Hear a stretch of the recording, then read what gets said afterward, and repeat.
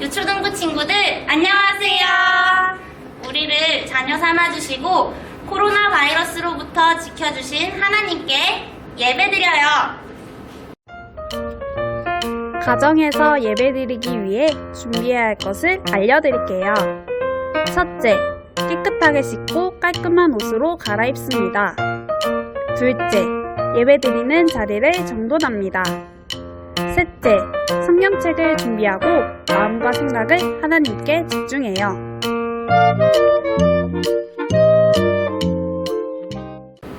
네, 유초등부의 친구들, 그러면 자리에 일어나서 하나님께 찬양 올려드릴게요.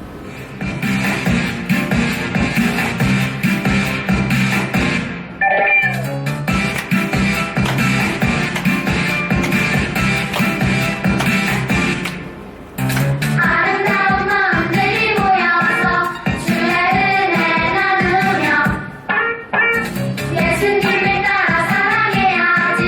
우리 서로 사랑해. 하나님이 가르쳐주는 가지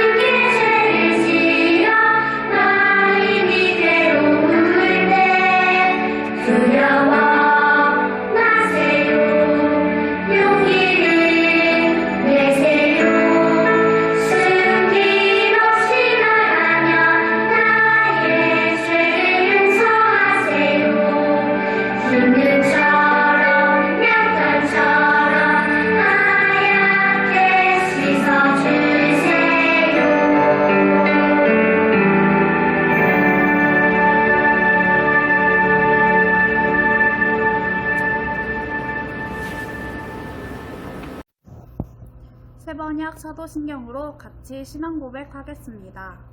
나는 전능하신 아버지 하나님, 천지의 창조주를 믿습니다. 나는 그의 유일하신 아들, 우리 주 예수 그리스도를 믿습니다.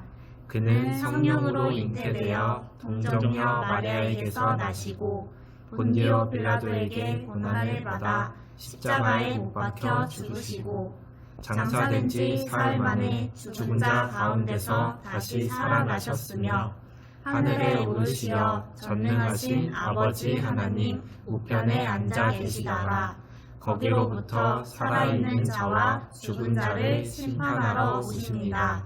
나는 성령을 믿으며 거룩한 공교회와 성도의 교제와 죄를 용서받는 것과 몸의 부활과 영생을 믿습니다. 아멘. 하나님 아버지 감사합니다. 코로나 바이러스 가운데에서도 우리 아이들 지켜주시고 예배드릴 수 있도록 허락하여 주심을 찬양합니다.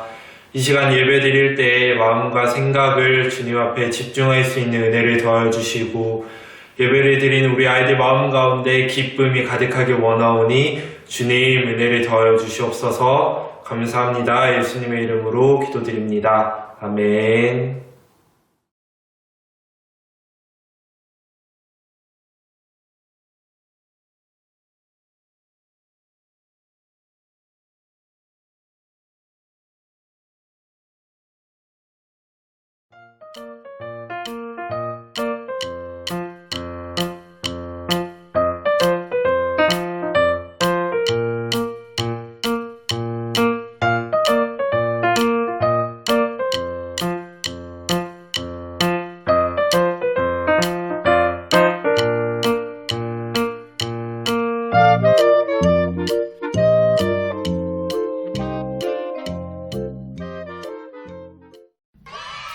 안녕하세요.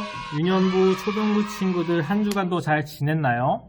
강도사님도 그렇고 전도사님도 그렇고 우리 모든 선생님들이 함께 친구들과 예배드리고 만나고 싶은데 너무 아쉬운 것 같아요. 하지만 우리 친구들과 같이 평소에 예배드렸던 것처럼 최선을 다해서 온 마음 다해서 함께 예배드렸으면 좋겠습니다.